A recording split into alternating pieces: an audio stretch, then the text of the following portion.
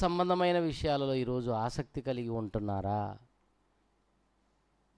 ఆసక్తి ఉన్నదా? ఆలోచించాలి. కానీ దేవుని పిల్లలమైన మనకు దేవుడు ఒక మాట చెప్తున్నారు చూడండి. రోమాపత్రిక, రోమీలకు రాసిన పత్రిక 12వ అధ్యాయము 11వ వచనం. రోమాపత్రిక 12వ అధ్యాయము 11వ వచనం. ఆసక్తి విషయములో మాంద్యులు కాక ఆత్మయందు తీవ్రత గలవారై ప్రభువును సేవించుడి. చూసారండి, ఆసక్తి విషయములో మాంద్యులు కాక. జాగ్రత్త వినాలి.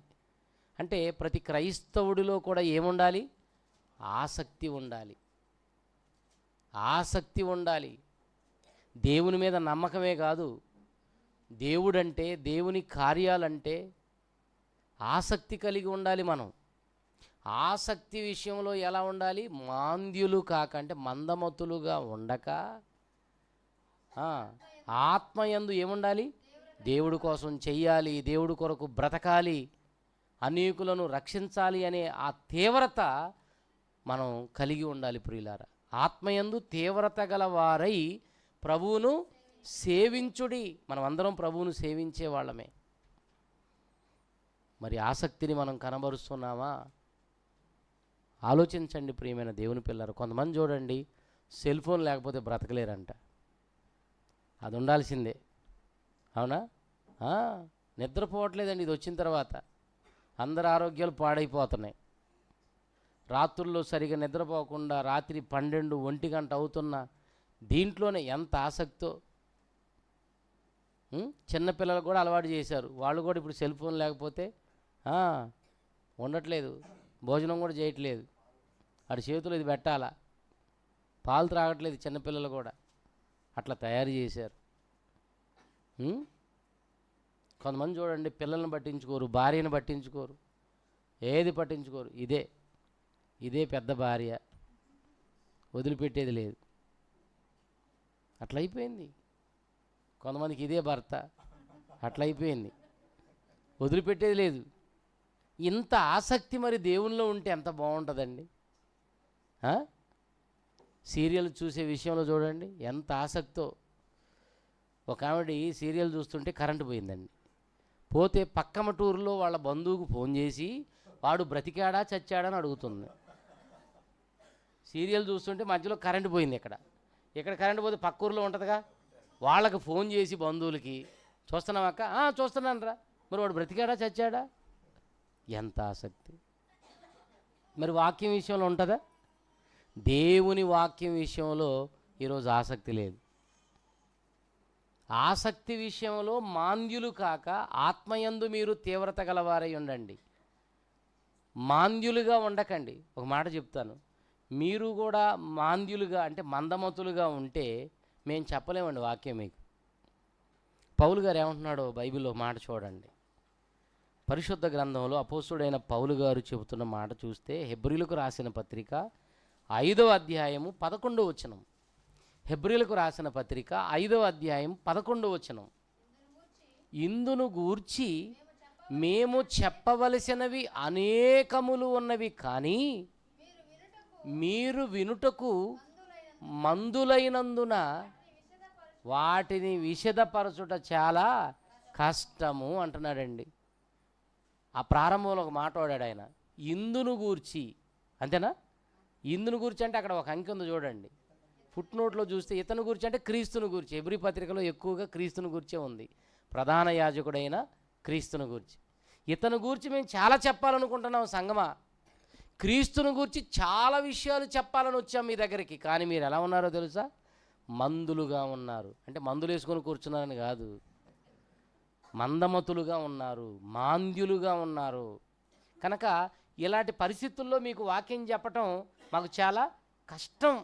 అంటే అంత గొప్ప సేవకునికే మందమతులుగా ఉన్న వాళ్ళకి చెప్పడం ఎట్లుందంట? కష్టంగా ఉంటే మరి మేమే పోయేటోళ్ళం, ఏ పాటి వాళ్ళం? మేమే పాటి వాళ్ళం అండి. మరి మీరు ఆసక్తితో వింటేనే మేము కూడా వాక్యం చెప్పగలుగుతాం. అంతేగాని అమ్మాయి ఒకటి అయిపోయింది, ఇంకో పాఠం ఎప్పుడైపోద్దో అని చెప్పి ఎట్లా చూసుకోవటం, ఊరికి ఎట్లా చూసుకోవటం. నిన్ను చూసి దేవుడు ఎలా చూశాడు అనుకో, నీ పని అయిపోద్దు, నువ్వు ఉండవు ఇక్కడ. అంటే వాక్యం వినటానికి నీకు టైం చూడండి. బంధువులతో ఎంతసేపు అయినా తిరుగుతారండి, అవునా? బంధువులతో తిరుగుతారు, స్నేహితులతో తిరుగుతారు, అంతేనా? లేనిపోని కార్యక్రమాల్లో ఎంత టైం అంతా వేస్ట్ చేస్తారో, కానీ దేవుని వాక్యం దగ్గర మాత్రం ఆసక్తి కనిపించదు. ఆసక్తి ఉండాలి. ఆయన అంటున్నాడు, ఈ క్రీస్తును గూర్చి చెప్పాలని మేము వచ్చాం. చాలా విషయాలు చెప్పాలనుకున్నాం, కానీ ప్రస్తుతం మీ పరిస్థితి ఎలా ఉందంటే వినేటట్లుగా లేదు. కాబట్టి మేము విషదపరచడం చాలా కష్టం. మీరందరూ ఇట్లా నిద్రపోతున్నారనుకోండి, మేము ఎవరికి చెప్పం. కాబట్టి వాక్యం విషయంలో ఎలా ఉండాలో తెలుసా? ఆసక్తిని కలిగి ఉండాలి. బెరయా పట్టణంలో ఉన్న సంఘం ఉంది కదా, ఎన్నోసార్లు మీరు చెప్పుకొని ఉంటారు, విని ఉంటారు దైవ సేవకుల ద్వారా. వాళ్ళు ఎవరో తెలుసా? ఆసక్తి కలిగిన సంఘం. అపోస్తుల కార్యములు 17వ అధ్యాయము 11వ వచనం. ఏ విషయంలో వాళ్ళకి ఆసక్తి ఉందో చూడండి. అపోస్తుల కార్యాలు 17వ అధ్యాయం 11వ వచనం. వీరు తెస్సలోనికలో ఉన్నవారి కంటే, అంటే తెస్సలోనికలో ఉన్నోళ్ళే మామూలు వాళ్ళు కాదు, వాళ్ళు బాగున్నారు, కానీ కాకపోతే వాళ్ళకంటే వీళ్ళు ఇంకా బెటర్ అన్నమాట. తెస్సలోనికలో ఉన్నవారి కంటే గనులయ్యుండిరి గనుక ఆసక్తితో, చూసారని ఎంత మంచి పదం. అంటే ఆసక్తితో వింటారు, ఆసక్తితోనే అంగీకరిస్తారు. వినటం అంతే ఉంటుంది, అంగీకరించడం కూడా అలానే ఉంటుంది. కొంతమంది వింటారు కానీ అంగీకరించరు, అవునా? వింటారు కానీ అంగీకరించరు. ఏమన్నా అంగీకరించినప్పుడు వినడం ఎందుకు? దేవుడు చెప్పాడంటే ఆ మాట విని దానిని ఏం చేయాలి? మనం అంగీకరించాలి. ఆసక్తితో ఆ మాటలు వింటున్నారు, అంగీకరిస్తున్నారు. పౌలు శీలలు చెబుతున్న సంగతులు అలా ఉన్నవో లేవోనని ప్రతి దినం అండి, ఎంత ఆసక్తి అండి వాళ్ళకి. ప్రతిరోజు మీరు నిజంగా వాక్యం పట్ల ఆసక్తి గల వాళ్ళైతే ప్రతిరోజు మీరు బైబిల్ చదవాలి.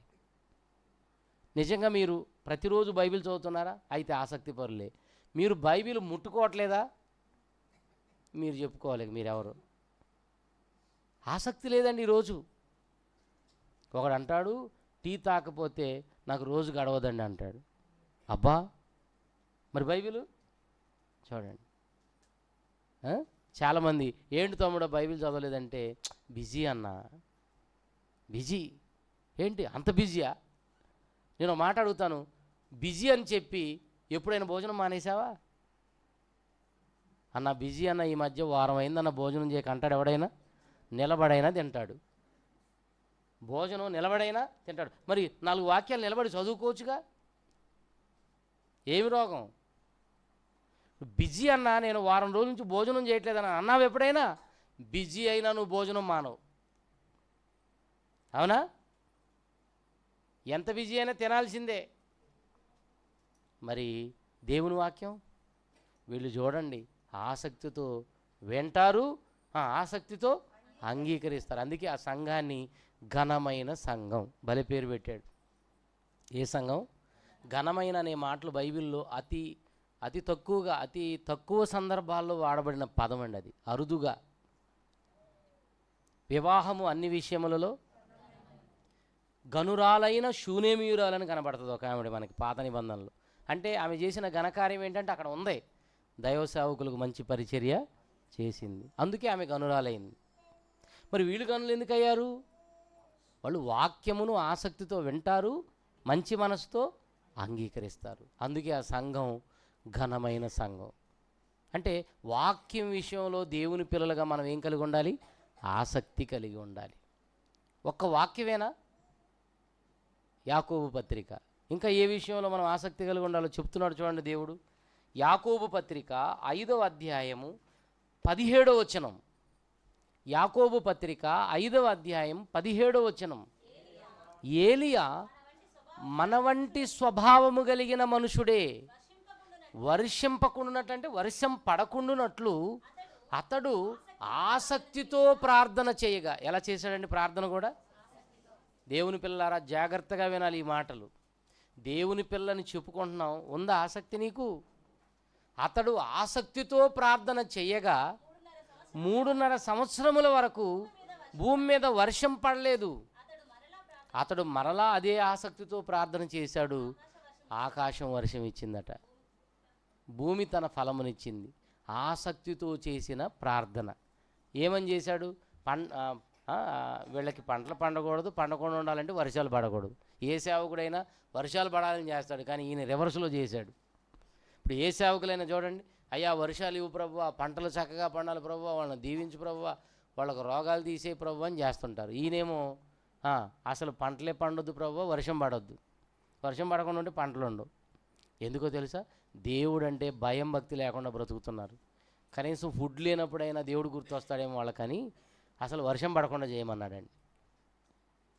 ఆసక్తితో చేశాడంట ప్రార్థన. అసలు ఈ మాట యాకోబు గారు ఎందుకు రాశారో తెలుసా? పత్రికలో సంఘం ఎలా ఉండాలని రాశాడు. సంఘానికి ఈ పత్రిక. ఈ పత్రికలు మనం చదువుకొని సంఘములో ఉన్న మనం ఇదే రకమైన ఆసక్తిని మనం కలిగి బ్రతకాలి. ఆయన ఆసక్తితో చేశాడట ప్రార్థన. ఆదిమ సంఘం ఉంది, పేతురు గారిని తీసుకెళ్ళి చెరసాల్లో వేశారండి. వాళ్ళు ప్రార్థన ఎలా చేశారని ఉందో తెలుసా? చూడండి ఒకసారి, అపోస్తుల కార్యాలు 12వ అధ్యాయం, దైవ సేవకుల కోసం. అపోస్తుల కార్యాలు 12వ అధ్యాయం 5వ వచనం. పేతురు చెరసాలలో ఉంచబడెను, సంఘమైతే అతని కొరకు అత్యాసక్తితో, ఆసక్తి వేరు అత్యాసక్తితో, ఊరిన ఆయన ఈ పదం చూడండి ఎంత బాగుందో. సంఘం అట్ట దైవ సేవకుని కొరకు ఎట్లా చేశారు ప్రార్థన? అత్యాసక్తితో. మీరు చేస్తున్నారా దైవ సేవకుల కోసం ప్రార్థన? అత్యాసక్తితో. ఎప్పుడు చూసినా మన ప్రార్థన మన ఇంటి చుట్టే తిరుగుతుంటుంది, అవునా? ప్రభువా నన్ను కాపాడు, నాకు అన్ని ఆశీర్వాదాలు దయచేయి, మా పెద్దోడిని కాపాడు, మా చిన్నోడిని కాపాడు, మా బంధువుల్ని, మా అమ్మని, మా నాన్నని కాపాడు, ఎదుగో ఆ ఊర్లో మా బంధువులు ఉన్నారు వాళ్ళని కాపాడు, ఈ ఊర్లో బంధువులు ఉన్నారు కాపాడు. ఎంత చేస్తారోనండి, కానీ సేవకుల కోసం చేయరు, సంఘం కోసం చేయరు. అంటే దేవుని ఇంటిని గూర్చిన ఆసక్తి నీకు లేదనమాట. దేవుని ఇంటిని గూర్చిన ఆసక్తి నీకుంటే నువ్వు వాక్యం చదువుతావు, నీవు ప్రార్థన చేస్తావు. తెలుసా? సంఘం దైవ సేవకుడి కోసం ప్రార్థన చెయ్యాలి, దేవుని సేవలో ఉన్న వారి కొరకు ప్రార్థన చేయాలి. నేను చాలా హ్యాపీగా ఉంటాను. మాకు నిద్ర ఉండదండి, మాకు నిద్ర ఉండదు. మొన్న రాత్రి అంతా, నిన్న రాత్రి, అంతకుముందు రాత్రి నిద్ర లేదు. మళ్ళీ ఇప్పుడు ఈ రాత్రి ప్రయాణం ఉంది నాకు. మీ దగ్గర నుంచి తెల్లవారి వరకు ప్రయాణం ఉండదు. ప్రయాణంలో ఏం పడుకుంటామని పడుకున్నా కానీ మళ్ళీ రేపు వాక్యం చెప్పి రేపు రాత్రి మనం ప్రయాణం చేసి మళ్ళీ మా ఊరు వెళ్ళాలి. ఇక అన్ని ప్రయాణాలే. కానీ నాకు ఒక ధైర్యం, నా వెనక 100 మంది ప్రార్థన చేసేవాళ్ళు ఉన్నారు. దేవుడు నన్ను కాపాడతాడు. దేవుని పిల్లలారా, దైవ సేవకుల కోసం మనం ప్రార్థన చేస్తున్నామా? సంఘం కోసం ప్రార్థన చేస్తున్నామా? ఆలోచించండి ఒకసారి. దైవజనుడి కోసం ఎలా చేశారట? అత్యాసక్తితో ప్రార్థన చేయగా, అత్యాసక్తితో ప్రార్థన చేశారట. అక్కడి నుంచి దేవుడు దేవదూతను పంపించి పేతురు గారిని బయటికి తీసుకొచ్చాడు. ప్రార్థన, సంఘం అత్యాసక్తితో చేస్తుంది ప్రార్థన. ప్రార్థన చేయాలండి. ఇంకా ఏ విషయంలో సంఘము ఆసక్తి కలిగి ఉండాలో దేవుడు చెప్పాడు చూడండి. 1 వాక్యం, 2 ప్రార్థన, 3 ఒకసారి చూడండి, కొరింథీయులకు రాసిన మొదటి పత్రిక, కొరింథీయులకు రాసిన మొదటి పత్రిక 15వ అధ్యాయము 58వ వచనం. కొరింథీయులకు రాసిన మొదటి పత్రిక 15:58. కాగా నా ప్రియ సహోదరులారా, మీ ప్రయాసము ప్రభువునందు వ్యర్థము కాదని ఎరిగి స్థిరులను కదలని వారును ప్రభువు కార్యాభివృద్ధి యందు ఎప్పటికీ ఆసక్తులునై ఉండండి. సంఘానికి చెప్తున్నాడండి. ప్రభువు కార్యాభివృద్ధి యందు ఎప్పటికీ ఆసక్తులునై ఉండండి. అంటే దేవుని కార్యాలు చేయటానికి ఎప్పుడు మనం ఏం కనబరచాలి? ఆసక్తి. ఇప్పుడు సెమినార్ అయిపోయింది, మళ్ళీ నెక్స్ట్ ఏం చేయాలా? సెమినార్ చేయాలి. మళ్ళీ చెప్పట్లేదు ఏంటండి మీరు కూడా? ఇప్పుడు చేశారు ఆసక్తితో, మళ్ళీ నెక్స్ట్ ఏం చేయాలి? ప్రభు కార్యాలు ఇంకా జరగాలంటే మళ్ళీ ఇంకో సెమినారు చేయాలి, అవునా? ఒక సంఘానికి నేను వెళ్ళాను. మీటింగ్ అయిపోయింది. ఆ లాస్ట్లో ఆయన అన్నాడు, విజయరామన్ వచ్చాడు, మంచి మాటలు చెప్పాడు, నెక్స్ట్ నెలలో కూడా మళ్ళీ మనకు సెమినారే అన్నాడు. అనగానే ఒక ఆయన అన్నాడు, పోయిన నెలలో పెట్టాడు, మళ్ళీ ఈ నెలలో పెట్టాడు, మళ్ళీ వచ్చే నెల అంటున్నాడు, ఇక అవతల నెల కూడా పెడతాడు. మనం తట్టుకోలేం. పదండి ఎక్కడికి? కట్టకట్టుకొని చద్దాం ఆ నరకంలో పడి. చూసారండి ఏంటండి మనుషులు ఇలా తయారైపోయారు. అంటే ఎలాగైనా వాగ్దానం అడుగుతారు కాబట్టి మనం ఇవ్వలేము. కొడుకు చదివేటప్పుడు వాడు వారానికి ఒకసారి అడుగుతాడు. మొన్న అడిగావు, నిన్న అడిగావు, అంటే పోయిన వారంలో అడిగావు, మొన్న వారంలో అడిగావు, మళ్ళీ ఇప్పుడు అడుగుతున్నావు, రేపు కూడా అడుగుతావు కదా, చంపుతా అంటారా మీరు? అంటారా? కొడుకు అడిగాడు, రోజు ఇస్తా అవసరమైతే. చూడండి, కొంతమంది తల్లిదండ్రులు పిల్లలు 100 అడిగితే 200 ఇస్తారు. 1000 అడిగితే తీసుకోరా కొడుకా, తీసుకో, బాగా తిరుగు. దేవుని దగ్గర మాత్రం సైలెంట్. మరి దేవుడు అడుగుతున్నాడు, దేవుడు అడిగాడు, నువ్వు చేయొద్దా? ఎట్లా చేయాలట? మళ్ళీ చేసేది కూడా ఆసక్తి. చేసేది కూడా ఎలా ఉండాలి? మళ్ళీ ఏదైనా కార్యక్రమం చేస్తే ఇంట్రెస్ట్గా ఆసక్తితో చేయాలా, ఆసక్తి కలిగి చేయాలి. చూడండి అక్కడ ఎంత మంచి మాట అంటే, ప్రభువునందు మీ ప్రయాస. ప్రయాస అంటే ఏంటి? కష్టం. ప్రయాస అంటే కష్టము, శ్రమ.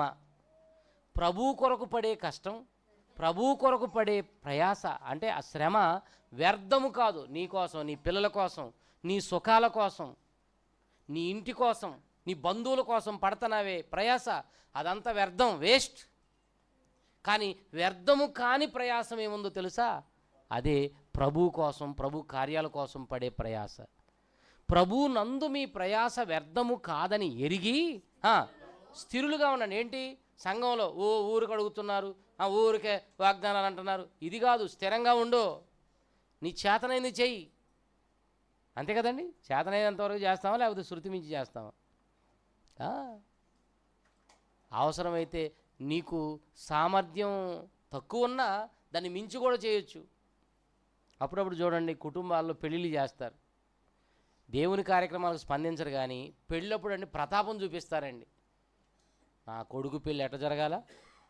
గ్రాండ్గా జరగాల, ఆకాశం అంతా వెయ్యి, మరి వెయ్యి. ఎంతమందికి భోజనాలు? Mutton, chicken, all varieties. ఒకడండి ఎప్పుడు వాగ్దానం చేయడు కానీ, సంఘంలో ఏ సెమినార్కి చేయడు కానండి, 36 రకాలు పెట్టాడండి వాళ్ళ కొడుకు పెళ్ళికి. వంటలు ఎన్ని రకాలు? 36 రకాలు పెట్టాడండి. ఇట్లాంటి దరిద్రులు కూడా ఉంటారు, మీకు తెలియదు. మేము చూచి 26 సంవత్సరాలుగా అర్థమైపోయింది మాకు కూడా. కొంతమందిని చూస్తుంటేనే అర్థమైపోతుంటుంది. దేవుని పిల్లలారా, ప్రభు కార్యాభివృద్ధి యందు ఎలా ఉండాలి? ఎప్పటికీ. అంటే ఏంటి? ఎప్పుడు. దేవుని పని అంటే ఎప్పుడు స్పందించే వారంగా మనం ఉండాలి. ఎప్పుడైనా అలా ఉన్నాము. మరి ఎప్పటికీ ఆసక్తులనై ఉండు. ఎందుకంటే ప్రభు కొరకు పడిన ప్రయాస, ప్రభు కోసం ఇచ్చిందే నీకు వ్యర్థం కాదు. నీ కొడుకు ఇచ్చావు, వ్యర్థం. ఒకడండి బాగా చదివించాడండి, మంచి ఉద్యోగం వచ్చింది కొడుక్కి. వాడు తండ్రిని చూడట్లేదు. ఏంట్రా ఎంత కష్టపడి నీ కోసం నేను ఎంత ప్రయాసపడి నిన్ను పెంచి ఉద్యోగస్తుని చేశానురా అంటే, చేసేవాళ్ళ నోరు మోసుకో, షటాప్ అంటున్నాడండి వాడు. అయిపోయింది. వాళ్ళ తల్లి వచ్చి ఎంత ఏడ్చానురా నీ కోసం అని అంటే, ఏడ్చావులే నోరు మూసుకోండి అంటే ఆ ఏడుపు కూడా పోయింది. అన్నీ పోయాయి, అన్నీ వ్యర్థమే. దేవుని కోసం, ప్రభువు కోసం కన్నీళ్లు గార్చిన, ప్రభువుకి ఇచ్చిన, ఏది చేసినా అదొక్కటే వ్యర్థం కాదు, అన్నీ వ్యర్థమే. అందుకే సొలొమోను గారు అంటాడు, వ్యర్థము వ్యర్థము సమస్తం వ్యర్థమే, మొత్తం వ్యర్థమే అని అంటాడండి. ప్రభువు కోసం మనం ప్రయాసపడాలి. ప్రభు కొరకు దేవుని పని కూడా ఎలా చేయాలో తెలుసా? ఆసక్తితో. కొన్ని సంఘాల్లో కార్యక్రమాలు జరుగుతుంటేనండి, వండే దగ్గర కానీ, వడ్డించే దగ్గర కానీ, ఆ పరిచర్య చేసే దగ్గర కానీ, ఓడ్చటంలో, ఆ ప్రాంగణాన్ని శుభ్రం చేయటంలో కొంతమంది ఎంత ఆసక్తిని కనబరుస్తారంటే, నిజంగానండి. వాళ్ళ ఇంటి పనులు అన్నీ వదిలేస్తారు. అక్కడ సభలైపోయేంత వరకు అక్కడ నుంచి కదలరండి. కొంతమంది అలా కనపడతారు, అలా మాయమైపోతుంటారు. వీళ్ళు ఆసక్తి పరులు కాదు. ఎప్పటికీ నీ ఆసక్తులనై ఉండండి. దేవుని పనిని చాలా ఆసక్తితో శ్రద్ధతో చేయాలి. లేకపోతే ఏమవుతామన్నది బైబిల్లో శాపగ్రస్తులం అవుతామట. చూడండి ఒకసారి ఆ మాట. ఇర్మియా గ్రంథం 48వ అధ్యాయం 10వ వచనం. ఇర్మియా గ్రంథం 48వ అధ్యాయం 10వ వచనం. ఇర్మియా గ్రంథము 48వ అధ్యాయం 10వ వచనం. యెహోవా కార్యములను ఎట్లా చేసేవాళ్ళు? అశ్రద్ధగా. శ్రద్ధ ఉండదు. యెహోవా కార్యములను అశ్రద్ధగా చేయువాడు శాపగ్రస్తుడు. ఏమవుతాడంటమ్మా? శాపగ్రస్తుడు అవుతాడు. కనుక దేవుని పని ఎలా చేయాలంటే ఆసక్తితో చెయ్యాలి. ప్రసంగి గ్రంథం చూడండి, సొలొమోను గారు చెప్తున్న మాట. వ్యర్థం అని చెప్పాడే ఆయనే, సొలొమోను గారు. ప్రసంగి గ్రంథం 9వ అధ్యాయము 10వ వచనం చూడండి ఏం చెప్తున్నాడు. ప్రసంగి 9:10. చేయుటకు నీ చేతికి వచ్చిన ఏ పని అయినను నీ శక్తి లోపం లేకుండా చేయుము. ఎందుకంటే నీవు పోవు పాతాళమందు పని లేదు, ఉపాయమైనను లేదు, ఏమీ లేదట. మరి అన్నీ ఎక్కడున్నాయి అమ్మ? ఇవన్నీ ఎక్కడున్నాయి? పని ఎక్కడుంది? ఇక్కడే ఉంది దేవుని పని. తర్వాత జ్ఞానం ఎక్కడుంది? ఇక్కడేనా? ఈ లోకాన్ని వదిలితేనా? ఇక్కడున్నప్పుడే. ఉపాయం ఇక్కడే. నీ ఉపాయాలు పనిచేయాలంటే ఇక్కడే. తెలివి అంతా ఇక్కడే. అందుకే నీ చేతికి వచ్చిన ఏ పని అయినా, అంటే నీ సొంత పని కాదు, దేవుని పని. అర్థమవుతుందా? ఏ పని గురించి మాట్లాడుతున్నాడు ఆయన? మరి అక్కడ వ్యర్థం అన్నాడు. అదే పని. సూర్యుని క్రింద మనుషులు పడుతున్న పాటు వలన వారికి కలుగుతున్న లాభం. అంటే నీ సొంత పని. సొంత పని వల్ల లాభం లేదు. కనుక దేవుని పని ఏది నీ చేతికి వచ్చినా శక్తి లోపం లేకుండా చెయ్యి. శక్తి లోపం లేకుండా చెయ్యి. నువ్వు వెళ్ళు పాతాళంలో ఏమి లేదు చేద్దామంటే దేవుని పని లేదు. మరి పని ఎక్కడ ఉంటుంది? ఇక్కడే ఉంటుంది. ఇక్కడే అనుకుంటారు చాలామంది, నేను బాగా చేయాలని. అదేదో ఇప్పుడే చెయ్యి, ఆ తర్వాత అవకాశం ఉండదు. ఇచ్చేదేదో ఇప్పుడే ఇవ్వు, ఆ తర్వాత అవకాశం ఉంటుందో లేదో తెలీదు. ఎందుకంటే రేపటి దినం మనది కాదు. ఏ రోజు ఏమి సంభవించునో నీకు తెలియదు. కాబట్టి దేవుని పిల్లలారా, దేవుని పని మన కళ్ళ ముందుకు వచ్చిందంటే ఎగిరి గంతేయాలి. ఎందుకంటే దేవుడు అందరితో చేయించుకోడండి. తన పిల్లలైన వారితో, తనను ప్రేమించిన వాళ్ళతోనే తన పనులు చేయించుకుంటాడు. కష్టంగానే ఉంటుంది చేయటం, కానీ ఇష్టంతో చేయాలి దేవుని పని. ఇష్టపడి చేసిన ఎడల ప్రతిఫలము దక్కుతుంది. ప్రభు కార్యాలలో ఉండాలి ఆసక్తి. అర్థమవుతుందా? నువ్వు వెళ్ళే పాతాళంలో ఏమి లేదు, దేవుని పని చేద్దామంటే లేదు. ఖర్చు పెట్టాలంటే కుదరదు, పాట పాడాలన్నా కుదరదు, జ్ఞానం నేర్చుకోవాలన్నా కుదరదు. బైబిల్ క్లాసులు ఎవరు చెప్పరు, అక్కడ పెట్టరు. ఇక్కడే అన్నీ ఉన్నాయి. కనుక ఈ చిన్న జీవిత కాలంలో దేవుని పనుల్లో మనం ఎలా ఉండాలి? ఆసక్తి కలిగి ఉండాలి. ఇప్పుడు 3 విషయాలు చెప్పాను మీకు. వాక్యంలో ఆసక్తి, ప్రార్థనలో ఆసక్తి, దేవుని కార్యాలలో ఆసక్తిని మనం కనబరుస్తుండాలి. అంతేకాదు దేవుని ఇంటిని గూర్చిన ఆసక్తి కూడా నీకు ఉండాలి. మన పాఠం అదే కదా, దేవుని ఇంటిని గూర్చిన ఆసక్తి నీకు ఉన్నదా? ఒక ఆయనకి ఎంత ఆసక్తి ఉందో దేవుని ఇంటిని గూర్చి బైబిల్లో దేవుడు రాయించాడు. కీర్తనలు చూడండి, 69వ కీర్తన 9వ వచనం చదువుదాం ప్రియులారా. 69వ కీర్తన 9వ వచనం. నీ ఇంటిని గూర్చిన ఆసక్తి నన్ను భక్షించి ఉన్నది, నిన్ను నిందించిన వారి నిందలు నా మీద పడి ఉన్నవి. ఏమండి ఆ మాట చూడండి ఎంత బాగుందో. నీ ఇంటిని గూర్చిన ఆసక్తి నన్ను తినేస్తుంది, భక్షించుచున్నది. ఏ ఇంటిని గూర్చి? దేవుని ఇంటిని గూర్చి. ఆయనకట దేవుని ఇంటిని గూర్చిన ఆసక్తి బాగా ఉందట. ఇది ఎవరిని గురించో తెలుసా? ఇది క్రీస్తును గూర్చిన ప్రవచనం. ఎవరిని గూర్చి? క్రీస్తును గూర్చిన ప్రవచనం అండి. క్రీస్తుని గురించిందేనా?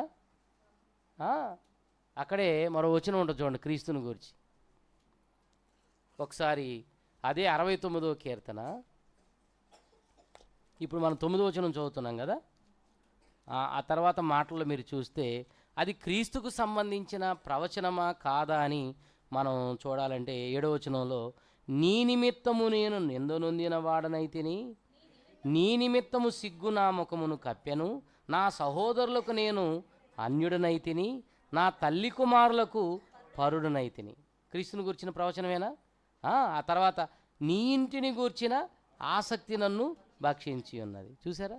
21వ వచనం చూడండి, వారు చేదును నాకు ఆహారముగా పెట్టిరి, నాకు దప్పి అయినప్పుడు చిరకను త్రాగనిచ్చిరి. ఎవరి గురించి ఇదంతా? ఇవన్నీ యేసుక్రీస్తు మాటలండి. అంటే యేసుక్రీస్తు వారు ఏమంటున్నారు? నీ ఇంటిని గూర్చి, దేవా తండ్రి నీ ఇంటిని గూర్చిన ఆసక్తి నన్ను ఏం చేస్తుంది? భక్షించుచున్నది. మరి యేసుక్రీస్తుకు తండ్రి ఇంటిని గూర్చిన ఆసక్తి ఉంటే, క్రీస్తును నమ్మిన మనలో దేవుని ఇంటిని గూర్చిన ఆసక్తి ఉన్నదా లేదా? తన పాఠం అదే కదా, దేవుని ఇంటిని గూర్చిన ఆసక్తి నీకున్నదా? దేవుని ఇంటిని గూర్చిన ఆసక్తి ఉంటే ముందు చెప్పిన 3 చేస్తారు. బైబిల్ చదువుతారు, ఆసక్తితో వింటారు, ఆ తర్వాత ప్రార్థన చేస్తారు దేవుని సంఘం కోసం, ఆసక్తి ఉంటే ప్రభు కార్యాలు కూడా ఆసక్తితో చేస్తారు. దేవుని ఇంటిని గూర్చిన ఆసక్తి ప్రతి ఒక్కరిలో ఉండాలి. దేవుని ఇంటిని గూర్చిన ఆసక్తి అంటే అనేక మందిని మనం దేవుని యొద్దకు నడిపించాలి. దేవుని ఇల్లు అంటే ఏదండి? మనమే ఆయన ఇల్లు. మనం చదువుకున్నాం కదా హెబ్రీ పత్రిక 3:6లో. చదవండి మళ్ళీ ఒకసారి. ఏది దేవుని ఇల్లు? దేవుని ఇంటిని గూర్చిన ఆసక్తి అంటే ఇంతకు దేవుని ఇల్లు ఏది? చదువుతారా? తిమోతికి హెబ్రీలకు రాసిన పత్రిక 3:6లో, అయితే క్రీస్తు కుమారుడయుండి ఆయన ఇంటి మీద నమ్మకముగా ఉన్నాడు, ధైర్యమును నిరీక్షణ వలనైన ఉత్సాహమును తొదమట్టుకు స్థిరముగా చేపట్టిన ఎడల మనమే ఆయన ఇల్లు. మనమే ఆ దేవుని ఇల్లు. బైబిల్లో మనమే దేవుని ఆలయం అని ఉంది, మనమే దేవుని ఇల్లు అని ఉంది, మనమే ఆయన గృహం అట.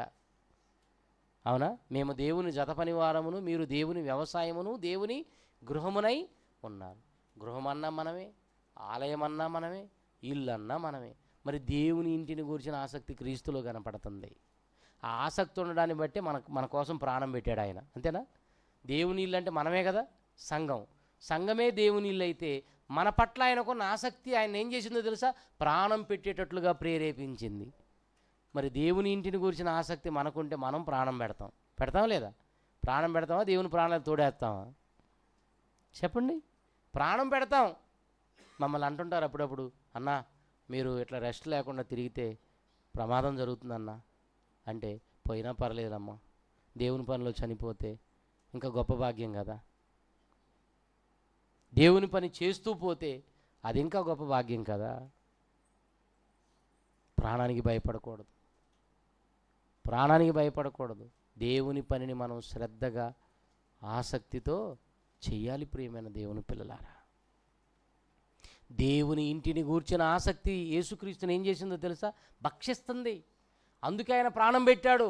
పెట్టో నీ ప్రాణం పెట్టేయి, వీళ్ళందరిని కాపాడు. మరి నీకుందా ఆసక్తి? వాళ్ళని కాపాడాలి, వీళ్ళని కాపాడాలి, వీళ్ళకు వాక్యం చెప్పాలి, వాళ్ళకు వాక్యం చెప్పాలి. ఉందా ఆసక్తి? ఏదండి? సర్వలోకానికి వెళ్ళి సర్వ సృష్టికి ఏం చేయమన్నాడమ్మా? సువార్తను ప్రకటించమన్నాడు. కనీసం పక్కమింటింటికైనా వెళ్ళారా ఎప్పుడైనా? సర్వలోకం వదిలిపెట్టండి అండి, పక్కింటింటికైనా వెళ్ళారా సువార్త చెప్పడానికి? వెళ్ళాం. పక్కమింటింటికి ఎందుకు వెళ్తాం? ఏదో కబుర్లు మోసుకెళ్తాం అక్కడికి. వాడు అలా అయ్యాడంట, ఈవిడ ఎలా అయిపోయిందంట, ఇవి మాత్రం చూడండి. అసలు ఆ సంగతులు చెబుతున్నప్పుడు వినటానికి కూడా ఎంత ఆసక్తో.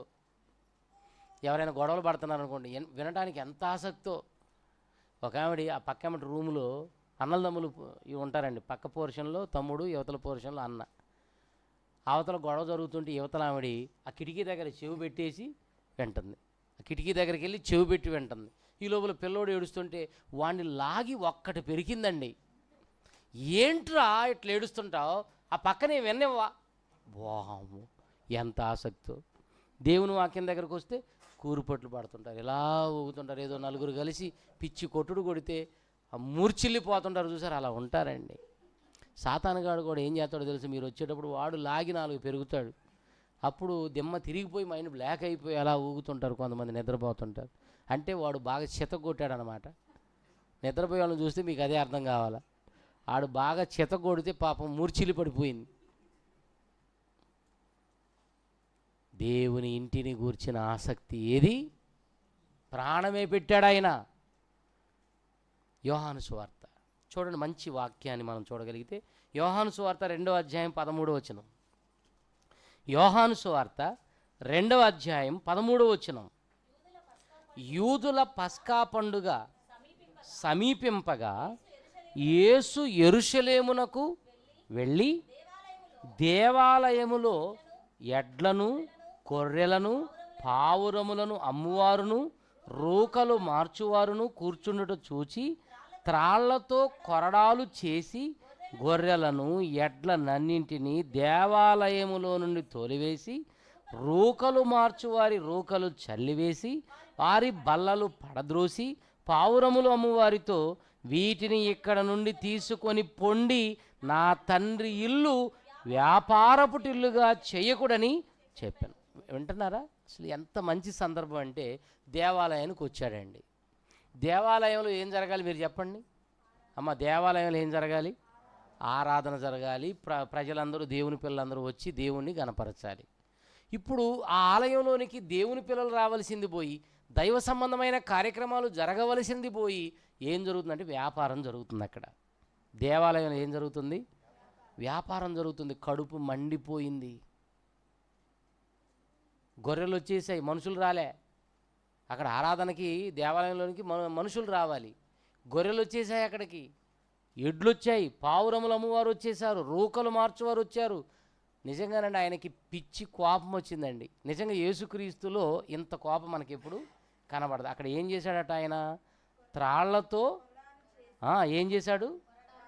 త్రాళ్లతో కొరడాలు చేసి, 15వ వచనం, త్రాళ్లతో కొరడాలు చేసి మొత్తాన్ని వెలగొడుతున్నాడు. కొరడా పట్టాడు కరుణామయుడు. కరుణామయుడు ఏం పట్టాడు? కొరడా పట్టాడు. అందరిని ఆ రోకలన్నీ చల్లేశాడట. ఆ బల్లలన్నీ. ఎంత కోపం వచ్చిందండి! ఇంత కోపం ఎక్కడైనా చూస్తాం మనం? ఆయన కొడుతున్నా కానీ, ఆయనను హింసిస్తున్నా కానీ, ఆయన ముఖం మీద ఉమ్మి వేస్తున్న కోపం రాలేదు. కానీ దేవుని మందిరంలో పాడు పనులు జరుగుతుంటే దేవుని ఇంటిని గూర్చిన ఆసక్తి చూడండి ఎలా ఉందో. దేవుని ఇంటిని గూర్చిన ఆసక్తి. ఆ క్రింద వచనం చూడండి. ఈయన ఇలా చేస్తుంటే ఏం జరిగిందో చూడండి. ఆయన శిష్యులు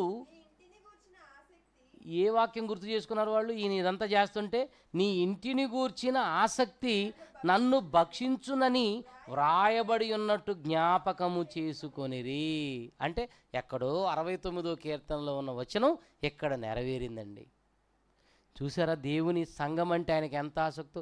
సంఘం రావాలి, పాటలు పాడాలి, వాక్యం వినాలి, దైవ సంబంధమైన కార్యక్రమాలు చేయాలి. ఏంట్రా బాబు మీరు ఈ వ్యాపారాలు చేస్తున్నారు ఇక్కడ? ఏంటి నా తండ్రి ఇంటిని వ్యాపారపుటిల్లుగా మార్చేశారండి మీరు? దేవుని పిల్లలారా, యేసుక్రీస్తులో కనబడుతుంది తండ్రి ఇంటిని గూర్చిన ఆసక్తి. ఆసక్తి ఆయన ప్రాణం పెట్టేటట్లుగా చేసింది. ఆ ఆసక్తి ఉండడం వల్ల అనేక గ్రామాలకు, పట్టణాలకు ఆయన వెళ్ళిపోయాడు. ఈరోజు సేవకులకు ఆసక్తి లేదండి. నా దగ్గర దాదాపుగా ఒక 10 మంది కోఆర్డినేటర్లు ఉన్నారండి. అధికారికంగా 9 మంది ఉన్నారు. అధికారికంగా అప్లికేషన్ ఇవ్వనోళ్ళు కొంతమంది ఉన్నారు. వాళ్ళు చక్కగా తీసుకుంటారండి. రీసెర్చ్ సెంటర్ తీసుకుంటారు. దాదాపు నా దగ్గర 12 సంవత్సరాల క్రితం తీసుకున్న వాళ్ళు, 10 సంవత్సరాల క్రితం తీసుకున్న వాళ్ళు ఉన్నారు సెంటర్. నేను ఎంతమందిని అయితే అప్పగించానో ఇప్పటికి అంతమందే ఉన్నారండి వాళ్ళలో, ఆ సంఘాల్లో. నేను ఎంతమందిని అయితే కష్టపడి తిరిగి వాళ్ళకి అప్పగించానో వాళ్ళు తప్ప వీళ్ళు సొంతంగా ఒక్క మనిషికి బాప్తీసం ఇచ్చిన దాఖలాలు లేవండి.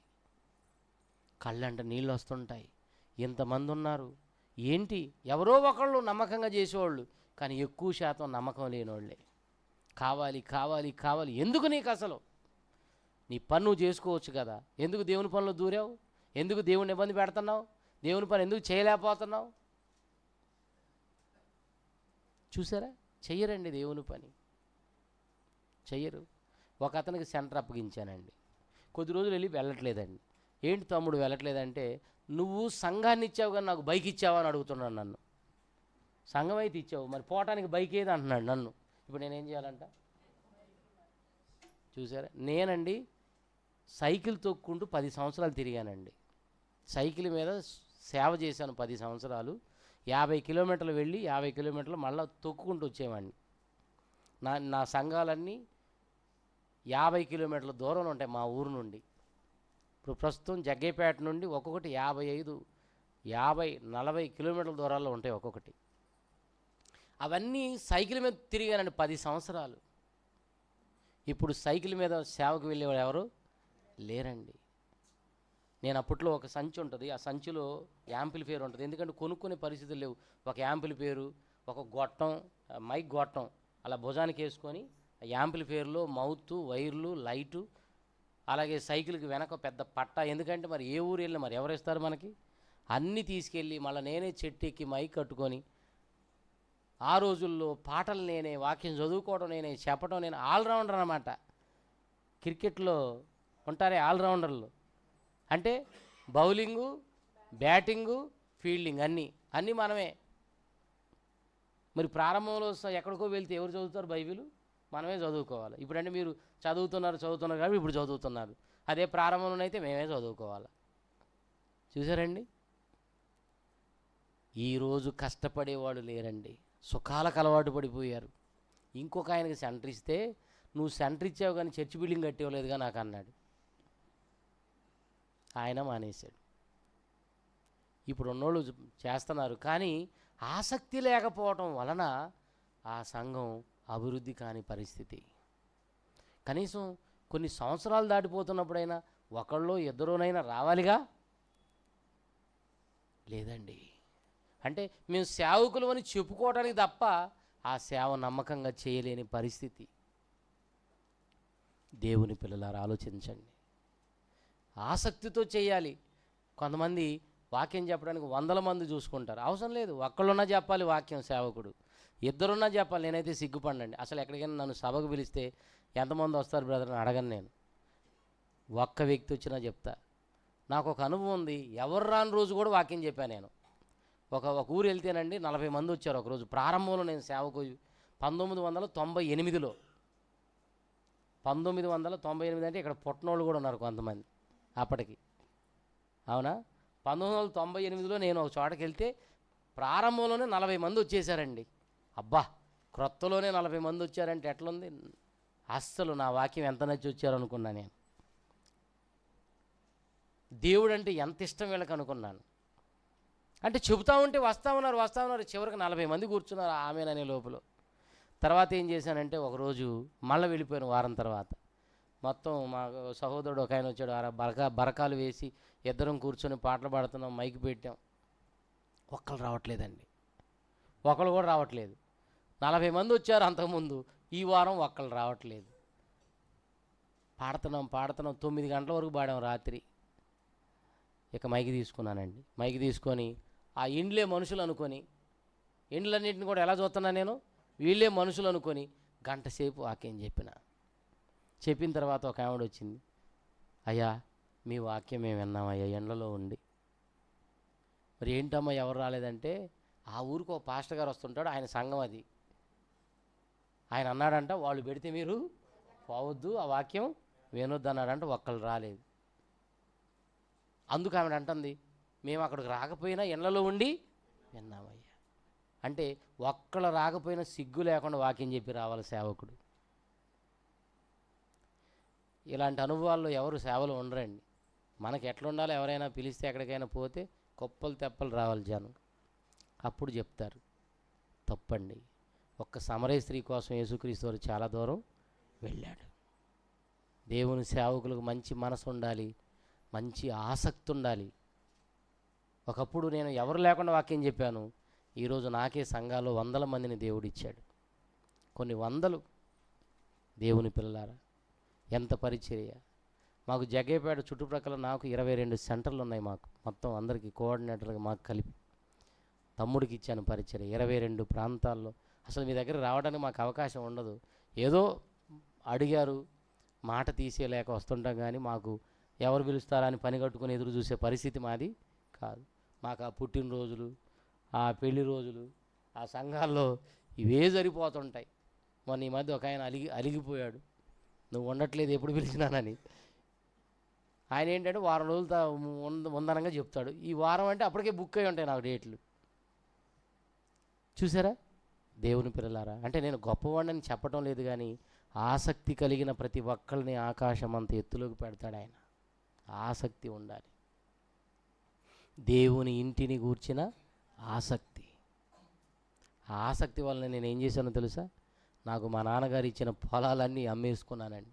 నాకు దేవుని మీద ఉన్న ఆసక్తి ఈరోజు గొప్ప పరిచర్య దేవుడు ఇచ్చాడు.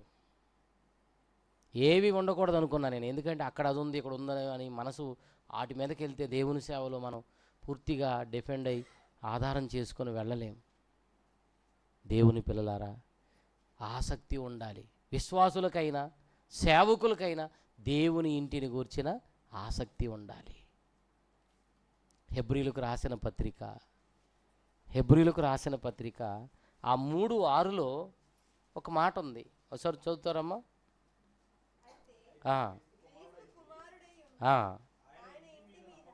కొంచెం పైన మోషే గారి గురించి ఉంది. ఎన్నో వచనం అది? 2వ వచనం 3వ అధ్యాయం పై భాగంలో.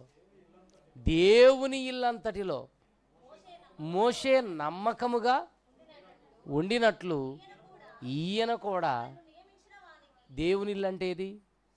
సంఘం. అంటే మోషే గారికి కూడా సంఘం ఉందా? ఇశ్రాయేలీలే దేవుని సంఘం. ఆ సంఘం అంతటి మీద నమ్మకంగా ఉన్నాడటండి. దేవుని ఇల్లు అంటే ఆ ప్రజలు, అప్పగింపబడిన ప్రజలు, వాళ్ళ మీద ఎంత నమ్మకంగా ఉన్నాడంటే చాలా చాలా నమ్మకస్తుడండి. మోషే నా ఇల్లంతటిలో నమ్మకమైన వాడని సంఖ్యాకాండంలో మనం చూస్తాం. 12వ అధ్యాయంలో, సంఖ్యాకాండము 12వ అధ్యాయంలో 7వ వచనం మీరు చూస్తే, మోషే నా ఇల్లంతటిలో నమ్మకమైనవాడు. ఎంత నమ్మకస్తుడో చెప్పమంటారా? దేవుడు పరిచర్య అప్పగిస్తే ఎంత నమ్మకంగా ఉన్నాడంటే, వీళ్ళని నడిపించుకుంటూ వచ్చాడండి. సేనాయి పర్వతం దగ్గరకు వచ్చిన తర్వాత ఆయన్ని దేవుడు కొండ మీదకి పిలిచాడు.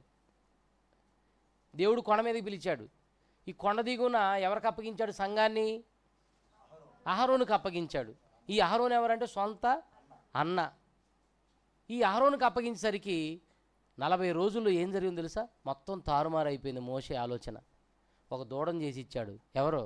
అహరోను. ఎవరికి? ఇశ్రాయేలు సంఘానికి. వాళ్ళు దాన్ని ముందు పెట్టుకొని తిని త్రాగి ఆడుటకు లేచారట. బైబిల్లో ఉన్నమాట, తినుచు త్రాగుచు ఆడుటకు. ఆడాలంటే ముందు కూర్చొని తినాల, తర్వాత త్రాగాల, అప్పుడు కదా ఊపొచ్చేది. ఆడుటకు లేచారట.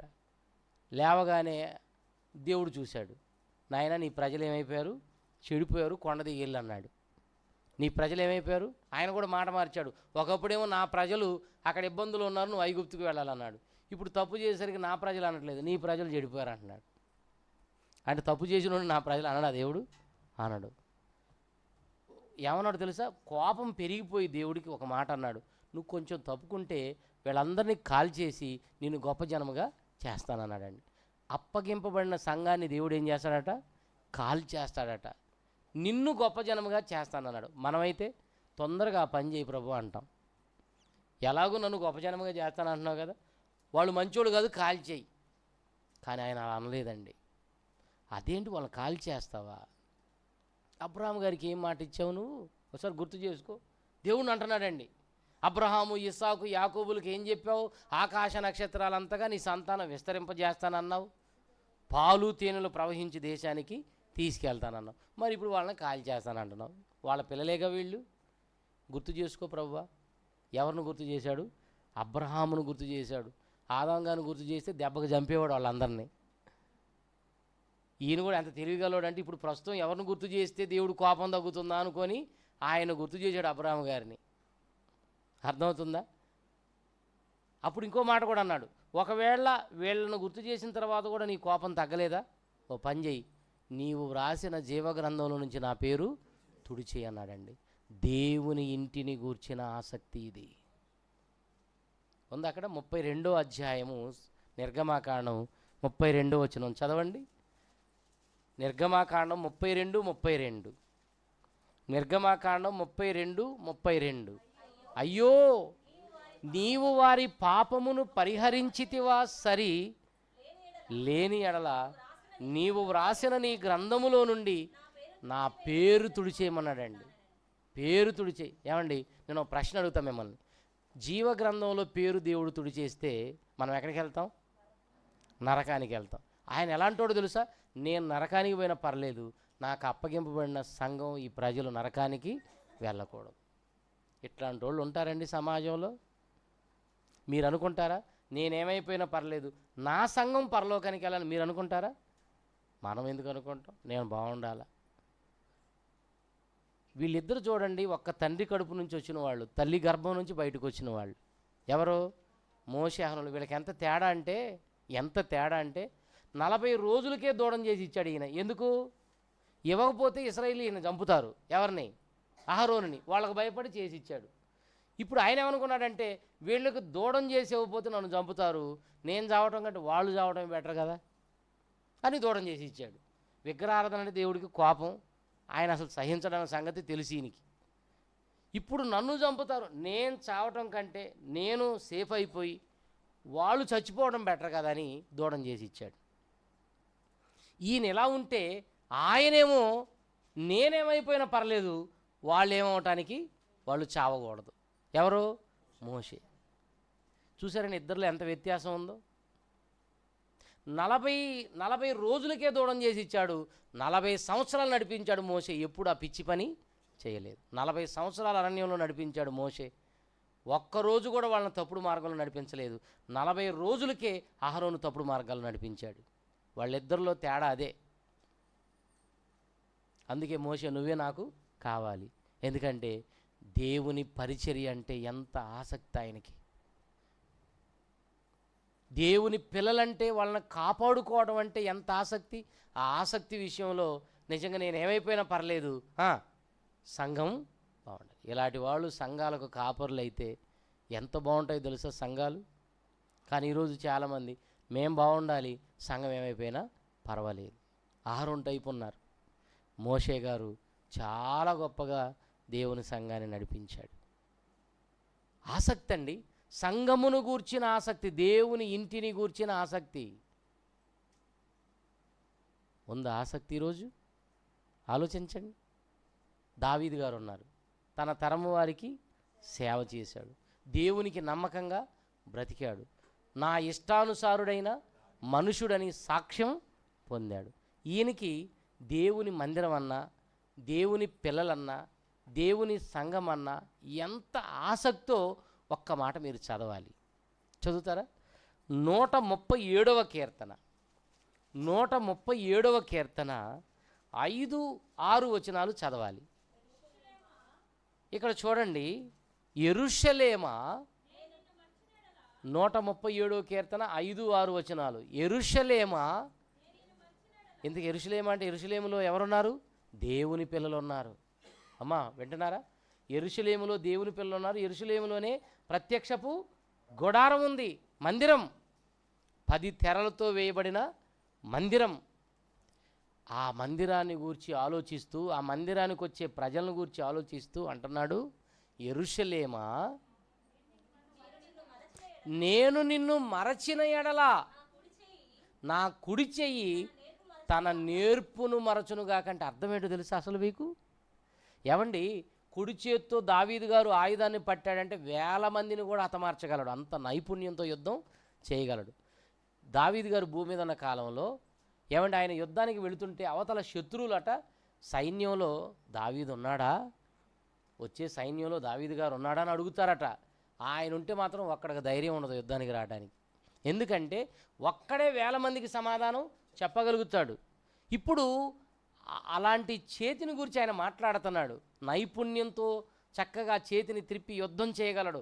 ఆయన అంటున్నాడు, నేను ఏ రోజైతే యెరూషలేమును మర్చిపోయానో ఆ రోజు నా కుడి చెయ్యి తన నేర్పును మరచునుగా. కంటే మన భాషలో అర్థం చెప్పమంటారా? మన భాషలో మన మాటలు అర్థం చెప్పమంటారా?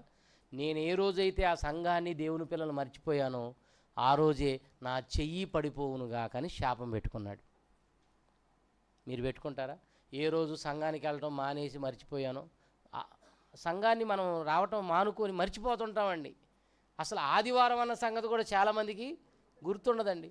నేను ఒక ఆదివారం వస్తే మా సంఘాల్లోకి ఒక సంఘానికి వెళ్ళానండి. నన్ను చూసి ఒక ఆవిడ అంటుంది, విజయరామ్ అన్నయ్య ఈరోజు ఆదివారమా అన్నయ్య అంటుంది.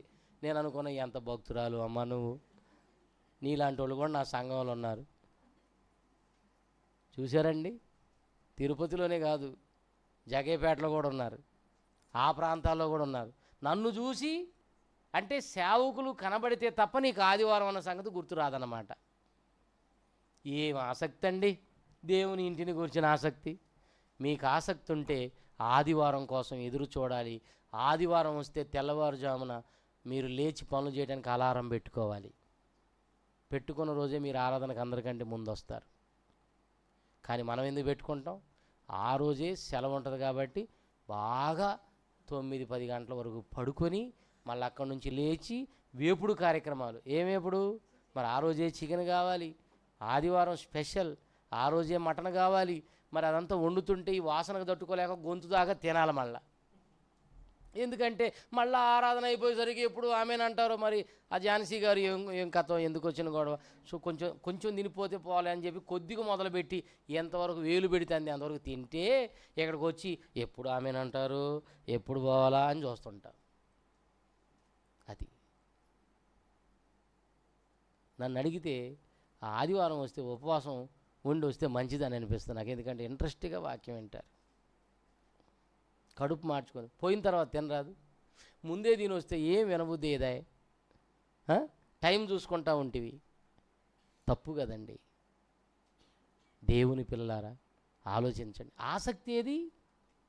ఈయన అంటున్నాడు, ఏ రోజైతే నేను మందిరాన్ని మర్చిపోయానో, మందిరానికి వెళ్ళటం మర్చిపోయానో, ఆ దేవుని ప్రజల్ని నేను ఏ రోజైతే మరిచానో ఆ రోజు నా కుడి చెయ్యి తన నేర్పును మరచునుగా. కంటే ఆ రోజే నా చెయ్యి పడిపోవాలా. మర్చిపోతే చాలు, పడిపోవాలంతే. తర్వాత చూడండి వచ్చిన ఏముందో, నేను నిన్ను జ్ఞాపకము చేసుకొనని ఎడల. ప్రతిరోజు మనకి మందిరం జ్ఞాపకాల్లోకి రావాలి, సంఘం జ్ఞాపకాల్లోకి రావాలి. నేను గుర్తు చేసుకొని ఎడల నా ముఖ్య సంతోషము కంటే నేను యెరూషలేమును హెచ్చుగా. ఏమండి, ఆయన ముఖ్య సంతోషం కాదు, ఆయన సంతోషం కాదట ముఖ్యం. సంఘం మందిరం అది బాగుండాలట. నా ముఖ్య సంతోషము కంటే నేను యెరూషలేమును హెచ్చుగా ఎంచని ఎడల నా నాలుక నా అంగిటికి అంటుకొనుగాక. ఓరి నాయనో, నా నాలుక నా అంగిటికి అంటుకొనుగాక అంటే దీనికి అర్థం ఏంటో చెప్పమంటారా? నేను ఏ రోజైతే ఆ దేవుని మందిరాన్ని, ఆ సంఘాన్ని, దేవుని బిడ్డలను మర్చిపోయానో, ఆ దేవుణ్ణి మరిచానో ఆ రోజే నా ఏమన్నాడు అక్కడ? నా నాలుక నా అంగిటికి అంటుకొని పోను కాకంటే మన భాషలో అర్థం ఏంటంటే నా నోరు పడిపోవాలి. ఇట్లాంటి శాపాలు ఎప్పుడైనా పెట్టుకుంటామో, నేను మందిరాన్ని సంఘాన్ని మర్చిపోయిన రోజు నా చెయ్యి పడిపోను గాక, సంఘాన్ని దేవుణ్ణి మర్చిపోయిన రోజు నా నోరు పడిపోను గాక అంటావా? పొరపాటున. అస్సలు ఇలాంటి శాపాలు మనం ఎందుకు పెట్టుకుంటాం? ఎవరైనా మనల్ని గురించి ఇలా అన్నారనుకోండి, ఇక అతన్ని మన దగ్గరికి రానివ్వకండి అని అంటారు. ఇట్లాంటి శాపాలు పెట్టాడు మనకెందుకు? చూసారా? అందుకే దావీదు నా ఇష్టానుసారుడైన మనుషుడు, ఊరికి అనలేదు, నా ఉద్దేశములన్నీ నెరవేర్చినవాడు. ఆయనకి దేవుని మందిరం అంటే ఎంత ఆసక్తో తెలుసా? దేవుని మందిరం కట్టాలనే ఆలోచన వచ్చింది ఆయనకి. అప్పటి వరకు ప్రత్యక్షపు గుడారం ఉంది తెరలతో. మందిరం కట్టాలనే ఆలోచన ఆయనకే కదా వచ్చింది. వచ్చిన తర్వాత దేవుడు అన్నాడు, నాయనా మరి నువ్వు కట్టలేస్తావా? ఇప్పటికీ చాలా పెద్ద వయసు, నీ చేతులు రక్తంతో తడిచిపోయాయి, వద్దులే నీ కొడుకుతో కట్టించుకుంటాను అన్నాడు. అయినా నువ్వు నాకు కట్టలేవు, మీరు అందరూ కూడుకోవాలి కనుక మీరు కట్టుకోండి, మీకోసం మీరు ఆరాధించాలి కనుక మీకోసం కట్టండి అన్నాడు. అది కూడా నీ కుమారుడు కడతాడంటే ఎగిరిగా అంతేసాడండి. ఇప్పుడు మీరు ఏదైనా మందిరం కట్టాలని ఆలోచనతో ఉన్నారనుకోండి, దేవుడు ఎందుకులే నాన్న నేను అందులో సరిపోతానా, వద్దులే విరమించుకో అన్నాడు అనుకోండి, హల్లెలూయా స్తుతిమయమని పాడుకుంటూ వస్తారు మీరు. ఎందుకంటే పైసలు మిగిలిపోయాయిగా. నిజమండి, సంఘాలు అట్లున్నాయి ఈరోజు. కట్టాలనుకుంటే వద్దన్నాడు, ఆయనే వద్దన్నాడు కాబట్టి మనకి ఇంకేంటి, మనకి మిగులుబాటే కదా. కానీ దావీదు గారు బాధపడ్డారండి. ఏంటి, కడతానంటే దేవుడు వద్దంటున్నాడు అని బాధపడుతుంటే నా కుమారుడు బాధపడుతున్నాడు, కనీసం వాళ్ళందరూ నన్ను ఆరాధించాలి కాబట్టి వాళ్ళు కూడుకోవడానికి కూడా కట్టమందామని నీ కొడుకుతో కట్టించుకుంటాలే అన్నాడు. ఎప్పుడైతే నీ కొడుకు కడతాడని చెప్పాడో, ఎన్ని సమకూర్చి పెట్టాడో ఒకసారి చూడండి. ఆయనకి దేవుని ఇంటిని గురించిన ఆసక్తి ఉందో లేదో మీకు అర్థమవుతుందండి. ఒక్కసారి టైం అవుతుందా, ముగించేస్తాను. 2వ దినవృత్తాంతములు 22వ అధ్యాయం 14వ వచనం. మొదటి దినవృత్తాంతాలు అనుకుంటా, చూడండి. మొదటి దినవృత్తాంతములు 22వ అధ్యాయం 14వ వచనం. ఇదిగో మొదటి దినవృత్తాంతాలు 22:14. అందరూ చూడండమ్మా. ఇదిగో నేను నా కష్టస్థితిలోనే, కొడుకుతో మాట్లాడుతున్నాడండి. నాయనా మందిరం కట్టాలి, మనం దేవుడు నీతో కట్టించుకుంటానన్నాడు. నేనైతే ఏం చేశాను, నా కష్టస్థితిలోనే. ఏ స్థితిలో ఏమండి, అన్నీ ఉండి కాదట, కష్టస్థితిలోనే, నా కష్టస్థితిలోనే ప్రయాసపడి యెహోవా మందిరము కొరకు 2 లక్షల మనుగుల బంగారం. ఓరే నాయనో, 2 లక్షల మనుగుల బంగారం సమకూర్చాడంటండి. ఎవరు చూడండి, చదవండి, పిచ్చి లేచిపోద్ది మనకి.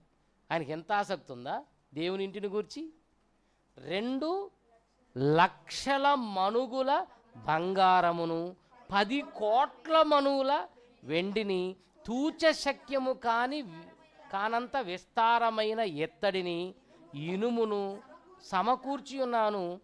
మ్రానులను రాళ్లను కూర్చి ఉంటిని, నీవు ఇంకను సంపాదించుదువుగాక. ఏ తండ్రి ఆయన ఉంటాడండి. ఈరోజు తల్లిదండ్రులు దాచిపెడతారండి, బంగారం దాచిపెడతారు, వెండి దాచిపెడతారు. ఎవరి కోసం చెప్పండి, పిల్లల కోసం. కానీ ఈయన పిల్లల కోసం దాయట్లేదు, ఎవరి కోసం, దేవుని మందిరం కోసం అట. ఒకసారి క్లాప్స్ కొట్టండి దావీదు గారి కోసం.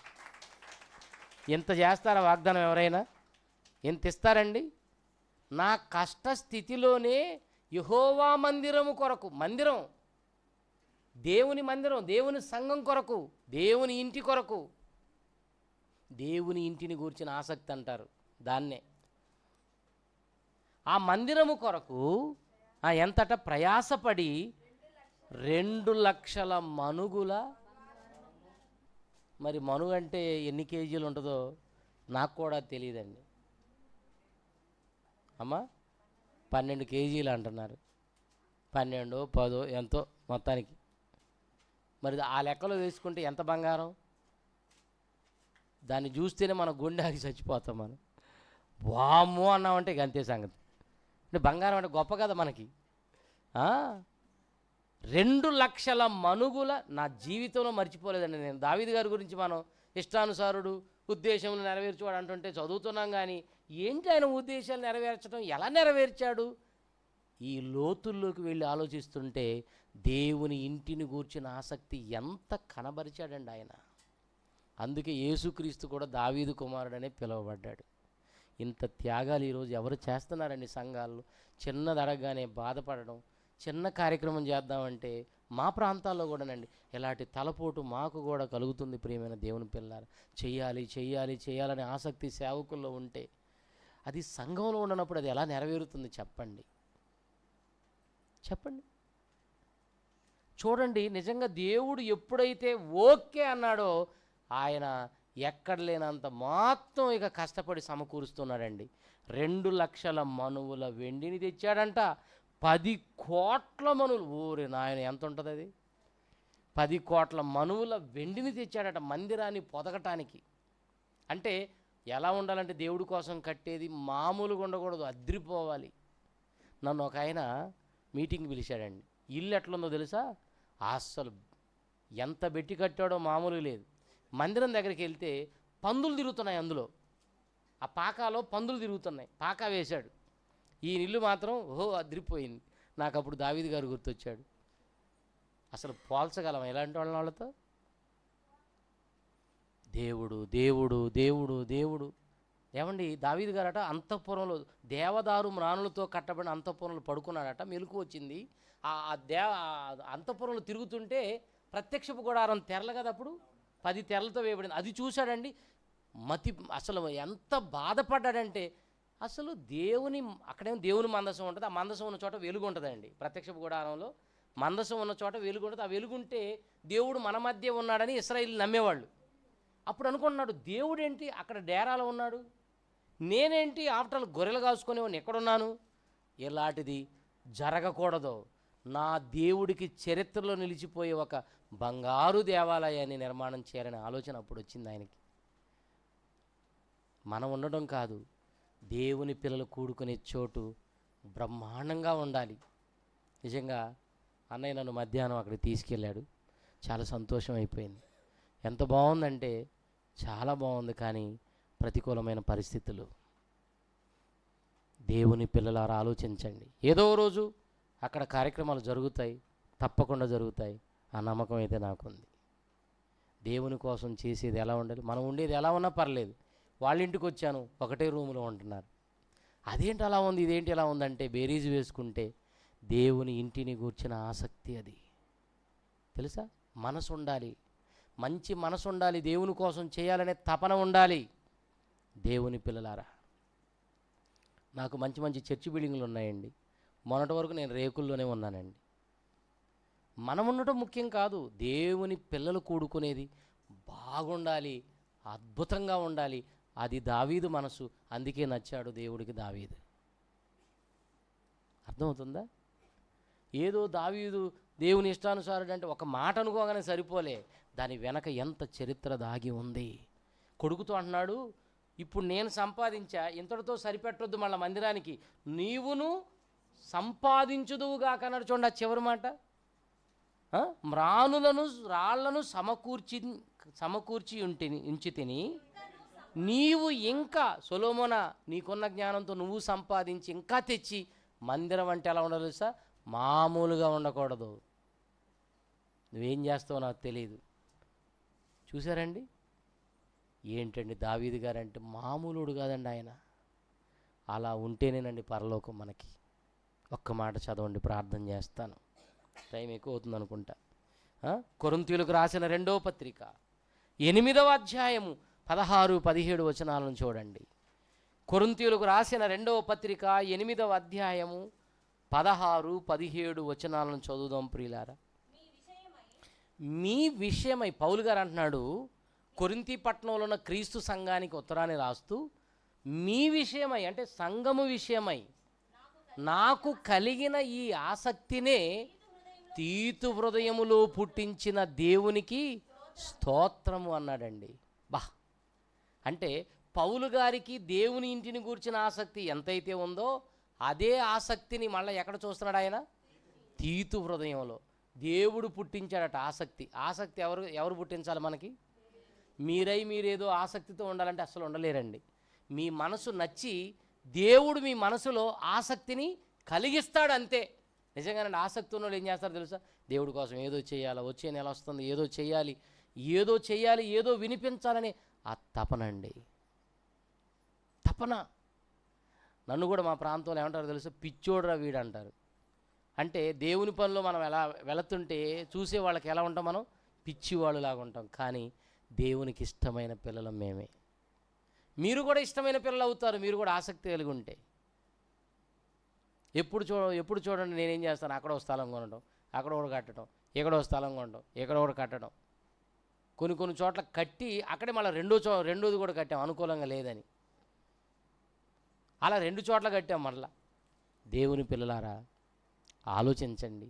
అది చూసే వాళ్ళకేమో మనం ఏదో పని ప్రారంభించగానే వాళ్ళకి తెలియని బాధ.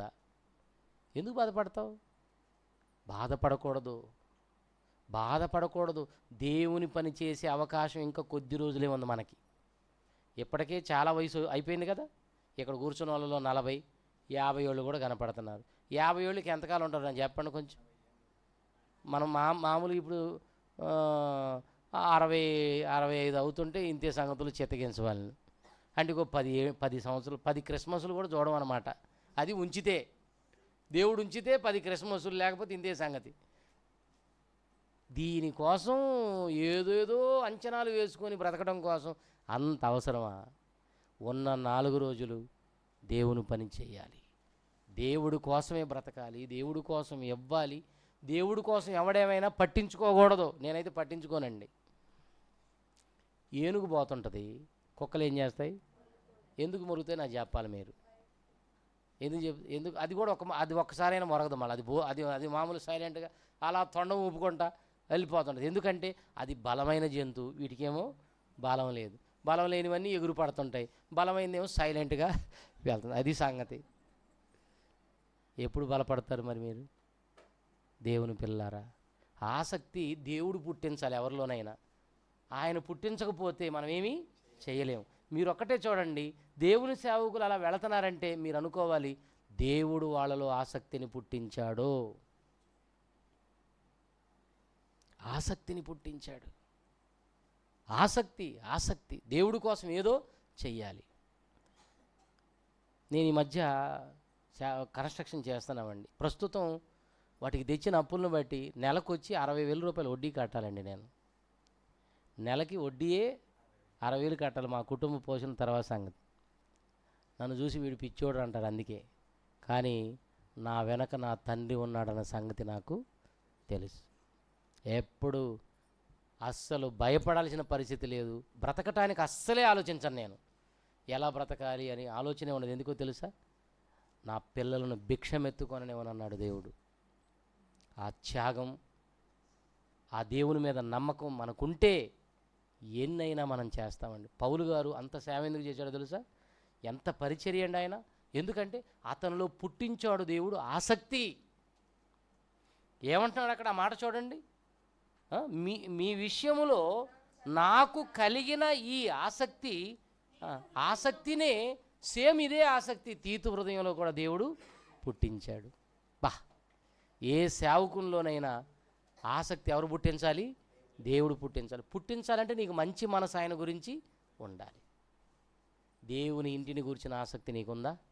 ఎంతమందిని చూసామండి, వీళ్ళంతా దేవుని సంఘాన్ని గురించిన ఆసక్తి. సేవకులకే కాదు, విశ్వాసులకు ఉండాలి ఆసక్తి. సేవకుడికి ఒకడు ఉంటే ఎలా నెరవేరుతాయి చెప్పండి? అందరికీ, సంఘములో ఉన్న వారందరికీ దేవుని ఇంటిని గురించిన ఆసక్తి ఉండాలి. ఈ సంఘం డెవలప్ అవ్వాలి, ఎవరినో కొత్త వాళ్ళని తేవాలి, ఈ మాటలు నేను ఇతరులకు చెప్పాలి, 10 మందిని తీసుకొస్తే నా తండ్రికి సంతోషం అని ఈ ఇంటిని గురించిన ఆసక్తి. ఏంటి, నా సంఘం ఎదగట్లేదు, నేనే ఇంకా అనేక ప్రాంతాలకు వెళ్ళాలి. సంఘం ఎదగటానికి సేవకుల పాత్ర ఎక్కువ ఉండదండి. ఉంటుంది కానీ కొంచెం పాత్ర ఉంటుంది. సంఘానికే ఎక్కువ పాత్ర ఉంటుంది. ఓ ప్రాంతానికి నేను వెళ్తే మా సేవకుడు మంచోడు కాదన్నా, అందుకే సంఘం ఎదగట్లేదని అన్నాడు ఒకడు. నేను అన్నాను, సంఘం ఎదగకపోవడానికి మీ సేవకుడికి సంబంధం లేదు నాన్న అన్నాను. అదేంటన్నా, ఆయన వల్లే కదా సంఘం ఎదిగేది అన్నాడు. కాదు, నేను ఒక మాట చెప్తాను. సంఘాన్ని దేవుడు గొర్రెలతో పోల్చాడు. మనందరం దేంతో పోల్చాడు? గొర్రెలతో పోల్చాడు. గొర్రెల మంద పెద్దదవ్వాలంటే గొర్రెలను కనాలా, గొర్రెల కాపరి గొర్రెలను కనాలా? ప్రశ్న అడిగా నేను. ఇప్పుడు గొర్రెల గుంపు పెద్దదవ్వాలండి. ఇప్పుడు గొర్రెల గుంపు పెద్దది కావాలంటే గొర్రెల్ని కంటాయా, కాపరి గొర్రెలను కంటాడా? గొర్రెల్ని కనాలి. కాబట్టి తమ్ముడా, మీ సంఘం గొడ్డు సంఘం అన్నా నేను. అంటే గొడ్డు గొర్రెలు ఉన్నాయి అన్నా నేను. గొడ్డు గొర్రెలు అంటే పిల్లల్ని కన్నవాళ్ళని ఏమంటారు? గొడ్రాలా అంటారు కదా. అంటే వీళ్ళు రావడం తప్ప ఎవరిని తీసుకురారు. ఎన్ని సంవత్సరాలైనా ఒక్కళ్ళే బైబిల్ తీసుకొని వస్తుంటారు, ఏక్ నిరంజన్ అన్నట్టు. పక్కన వాళ్ళు ఎవరిని పట్టించుకోవా, తీసుకురావా? అది సంఘం ఎదగాలి అంటే సంఘంలో ఉన్న వాళ్ళే ఈ మాటలు ఇప్పుడు విన్నారు కదండి. అబ్బా జగ్గేపేట అంట 2 పాటలు అద్దరగొట్టాడు. ఏం అద్దరగొట్టింది? మాకు ఈ గొప్పలు ఏం అవసరం లేదు, మేము రోజు పనులు వెళ్తూనే ఉంటాం, మాకు ఇవన్నీ పొగడతలు ఇవన్నీ పనికిరాదు. మీరు ఈ వాక్యం విన్న తర్వాత ఇతరులకు చెప్పి ఒక్కళ్ళనైనా తీసుకురావాలా. ఒకరు ఒకరిని, అప్పుడు సంఘం ఏమవుతుంది? ఎదుగుతుంది. మరి లోపం ఎక్కడుంది? ఈరోజు సంఘాల్లో, సంఘస్థులలోనే కనబడుతుంది. అంటే వింటారే కానీ ఆచరణలో పెట్టడం లేదు. వెళ్ళాలి, ఈ మాటలు ఇతరులకు చెప్పాలి. దేవుని ఇంటిని గురించిన ఆసక్తి నీకుంటే నువ్వేం చేయాలంటే ఇంకా అనేక మందిని దేవుని దగ్గరికి తీసుకురావాలి. ఆసక్తి ఉన్న వాళ్ళు ఏం చేస్తారో తెలుసా? వస్తూ ఆ పక్కన బజార్లో చెల్లి అక్కో ఎవరు ఉంటారు కదా, అక్క వెళ్దాం రా అని వాళ్ళని తీసుకొని వస్తారు. కొంతమంది ఏంటంటే పోతే పోయింది, ఆమె గురించి మనకెందుకు, మనం వెళ్దాం పదని వస్తుంటారు. అంటే నీకు లేదు ఆసక్తి. ఈ రోజు నుంచి అయినా దేవుని ఇంటి మీద ఆసక్తిని పెంచుకోండి. ఎంతకాలం ఉంటామో లేదో మనకైతే తెలియదు. ఏ రోజు చనిపోయిన దేవుడు సంతోషంతో మనకు పరలోకం ఇవ్వాలి, పరదైసులో చోటు ఇవ్వాలి. ముందు క్రీస్తు వస్తే తప్పకుండా మనకు పరలోకం దక్కుతుంది. కనుక దేవుని ఇంటిని గూర్చిన ఆసక్తి ఎందరిలోనూ చూసాం. మరి మనకున్నదా, నాకున్నదా అని మనల్ని మనం ప్రశ్నించుకొని ఇక్కడి నుంచి వెళ్ళిపోదాం. ఓకే.